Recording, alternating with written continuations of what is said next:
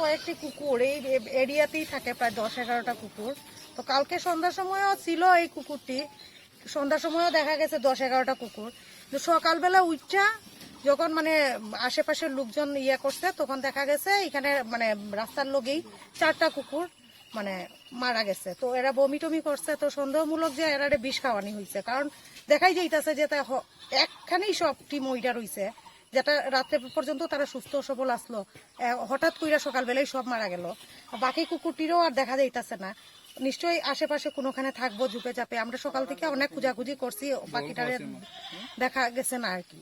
ওইটাই তো আমরা এখানে যে একটা মানে এখানে যে আমরা আছি, তো শুধু আমরা মানুষরাই যে মানুষই করছে, আমরা এটা একটা সুস্থ বিচার চাই আর কি, যে কে এইসব কাজ করতে পারে। একটা কুকুর বইলা হ্যাঁ থানাতে আমরা লোকাল যে ক্যাম্প আছে, লোকাল ক্যাম্পে জানানি হয়েছে, এখানে মেম্বারে জানানি হয়েছিল, তো মেম্বারে লোকাল ক্যাম্প জানানি হয়েছে, প্রধানরে জানানি হয়েছে। তারপরে আমরা এনজিওর সঙ্গে যোগাযোগ করছি, যেহেতু আমার কাছে আর কোনো আসিল না, তো এনজিও আওয়ার পরে হয়তো এনজিও থানারে ইনফর্ম করছে আর কি। এই ব্যাপারে কাউকে সন্দেহ করছেন আপনারা? এখন রাত্রিবেলা কে কি করতে পারে, এখন তো আমরা একটাই চিন্তা যে এতটি কুকুর আসিল, অ্যাটলিস্ট মানে এই লকডাউনের মধ্যে আমরা তো ঘর থেকে বাইর হইতাম না, তো ওরাই মানে পাহাড়া টাহাড়াই দেওয়ার মতোই থাকতো, কুত্তটির রাস্তায় থাকতো, তো আমরা একটু সেফ ফিল করতাম। কিন্তু এখন মনে হইতাছে যে এটা কোনো অসৎ উদ্দেশ্যেই করা হয়েছে, যাতে রাত্রেবেলা তারা মানে কিছু করতে পারে, অসৎ কোনো কাজ করতে পারে। নাইলে একসঙ্গে এতটি কুকুরে এইভাবে বিষ খাওয়াইয়া মারা, এটা তো কোনো স্বাভাবিক ব্যাপার না। মানে ঠিক 8:30 নাগাদ আমার কাছে ফোন আয়, এখানে যে প্রণবী দিদি, অ্যাডভোকেট প্রণবী দিদি ফোন করে জানায় যে কিছুটা কুকুর এখানকার মানে বিষ খাওয়ায় মারা হয়েছে। তো তাই নিয়ে এটা জানানোর পরে আমি আমাদের মেম্বার বিকাশ সরকার তাকে নিয়ে আইছি।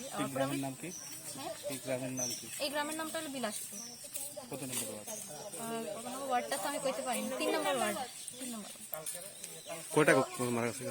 কয়টা মারা গেছে তা ঠিক আমি জানি না, আমি তো সকালে জানছি, কিন্তু ঘটনাটা রাত্রেবেলা হয়েছে, রাত্রেবেলা বিষ খাওয়ানো হয়েছে, আর সকালবেলা বডিগুলা মানে রাস্তায় পড়ে রয়েছে দেখতে দিদি আমারে জানাইছে। জানানি পরে আমি থানারে জানাইছি, থানারে জানানি পরে আমরা আগে আয়া পড়ছি, আমরা মেম্বার আর আমি আয়া বডিগুলো দেখছি, দেখার পর এই থানাইছে। তো যেহেতু আমাদের আইন আছে, স্ট্রে অ্যানিমালসের লেগেও আছে, পেট অ্যানিমালসের লেগেও আছে, ওয়াইল্ড অ্যানিমালসের লেগেও আছে, তো আমরা একটাই উদ্দেশ্য, রাস্তার পশু হোক, ঘরের হোক বা বন্য পশু হোক, তাদের যদি কেউ ক্ষতি করে তাদের যাতে আমরা জাস্টিস দিতে পারি। এইটা কিন্তু খুব বড় খারাপ জিনিস, কারণ এখন আমরা করোনা ভাইরাসে মানে পুরো দেশ ভুগতেছে।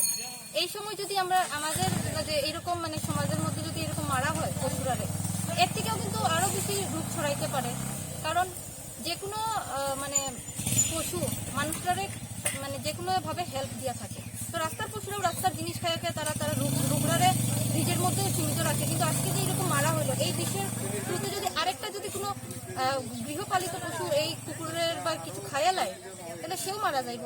তার মানে তার বিষাক্ত ভাবে মানে তারা ইন্টেনশন এখানে হয়তো যেখানে এলাকাবাসীর মানে কথা এটা যে এখানে চুরি করার উদ্দেশ্যে তারা এই কুকুরগুলোকে মারা হয়েছে। টোটাল কয়টা মারা হয়েছে?